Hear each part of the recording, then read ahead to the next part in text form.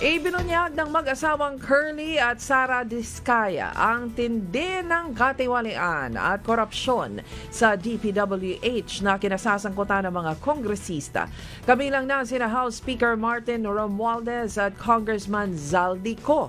At natural, agad na nagpasinungaling ang mga akusado na tumanggap sila ng suhol mula sa mga kontraktor.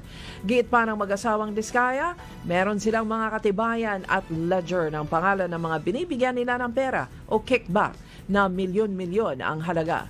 Nakakasuka at nakakapanggigigil ang mga ibinunyag nila sa pagdinig ng Senado.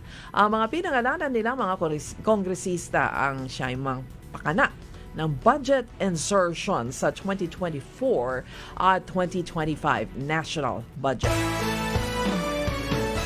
Ngayong nabuksan na ang malaking kahon ng katiwalian sa DPWH at ng mga kongresista, sinabi ng mag-asawang Diskaya na nanganganib ang kanilang buhay at dahil dyan humingi sila ng proteksyon mula sa pamahalaan at handang magsilbing state witness sa napakalawak na korupsyon. Ang hinihingi nilang proteksyon mula sa gobyerno ay ibibigay kung isasauli nila sa pamahalaan ang lahat ng perang kanilang nakurakot sa pamamagitan ng mga proyekto nila sa iba't ibang panig ng bansa. Ayon naman kay Justice Secretary Crispin Remulla.